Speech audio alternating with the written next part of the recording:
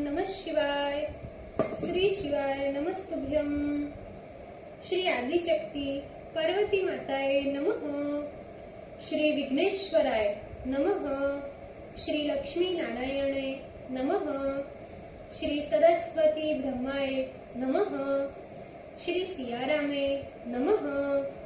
श्री रामदास हनुमाने नमः।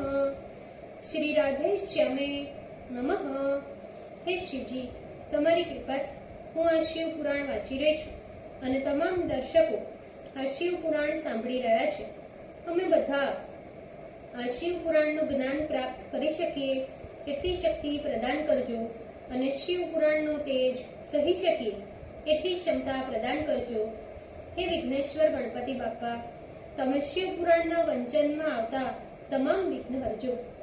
हे कृष्ण मनोहारिणी राधा जी, हे श्याम सुंदर, हे सिया राम जी, हे रामदास हनुमान जी, તમે શિવ પુરાણ સાંભળવા જરૂર પધારજો અને મારા હૃદયમાં સ્થાન ગ્રહણ કરજો।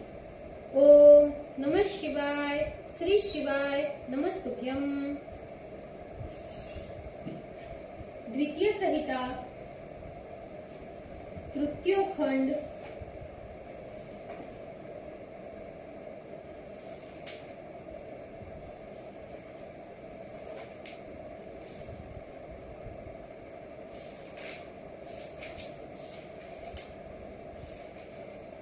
पंचवीसों अध्याय। पार्वती की परीक्षा हेतु सप्त ऋषियों का हिमालय गमन। Page number 552। सप्त ऋषि कहने लगे, ऐसे वर को प्राप्त कर तुम्हें क्या सुख मिलेगा? हे पार्वती, तुम ही इस बात का विचार करो। जिन शिव ने ही अत्यंत सीधी दक्ष कन्या से स्वयं अपनी मूर्खता से विवाह किया, किंतु थोड़े समय तक भी उसका निर्वाह नहीं कर सके और सती को ही दोष लगाकर उसका स्वयं त्याग कर दिया।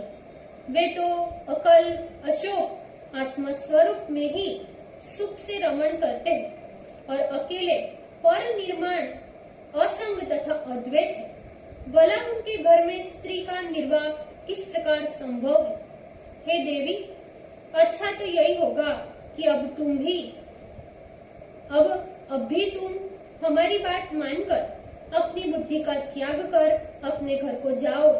हे महाभागे, ऐसा करने से तुम्हारा परम कल्याण होगा। हम लोगों ने तुम्हारे लिए विष्णु जैसा वर निश्चित किया है। वे सद्गुणों से संपन्न है, उनका निवास वैकुंठ में है। लक्ष्मी के साथ वे निवास करते हैं और नाना प्रकार की क्रीड़ाओं में कुशल है। हम लोग तुम्हारा विवाह विष्णु से करा देंगे, जिनसे तुम्हें सब प्रकार के सुखों की प्राप्ति होगी। हे पार्वती, तुम अपना हठ छोड़ दो और सुखी होकर निवास करो। ब्रह्मा जी बोले, सप्त ऋषियों के वचन सुनकर जगदम्बा पार्वती हंसती हुई ज्ञान विशारद मुनियों से कहने लगी, हे मुनिगण, आप लोग यद्यपि अपने विचार से सत्य कहते हैं, किंतु मैं अपना हठ नहीं छोड़ूंगी। पर्वत से उत्पन्न होने के कारण मेरे शरीर में काठिन्य एवं हठ का होना तो स्वाभाविक है। ऐसा अपनी बुद्धि से विचार कर हे ब्राह्मणों, मुझे तपस्या से मना मत करो। मेरे लिए नारद जी के वचन सर्वथा हितकर है। मैं उनका परित्याग कदापि नहीं करूंगी। वेद वेता विद्वान कहते हैं कि गुरु का वचन सर्वदा कल्याणकारी होता है। जिन लोगों ने बुद्धि से ये निश्चित कर लिया है कि गुरु के वचन सर्वदा सत्य है, उनको इस लोक तथा परलोक में सदैव सुख प्राप्त होता है। उन्हें कभी भी दुख नहीं होता।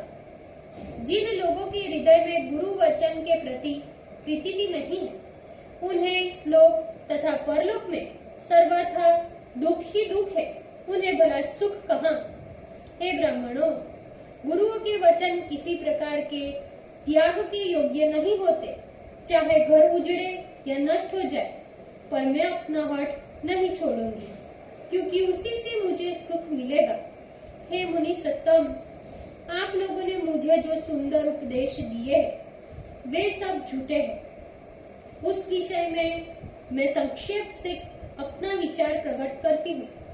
आप लोगों ने जो विष्णु को सर्व गुणालय वैकुंठ में विहार करने वाला तथा सदाशिव को निर्गुण एवं निर्विकार कहा है, वो सत्य ही है। इसका कारण मैं आप लोगों को बताती हूँ। शिव परब्रह्म एवं अविकारी है। वे भक्तों के लिए ही शरीर धारण करते हैं।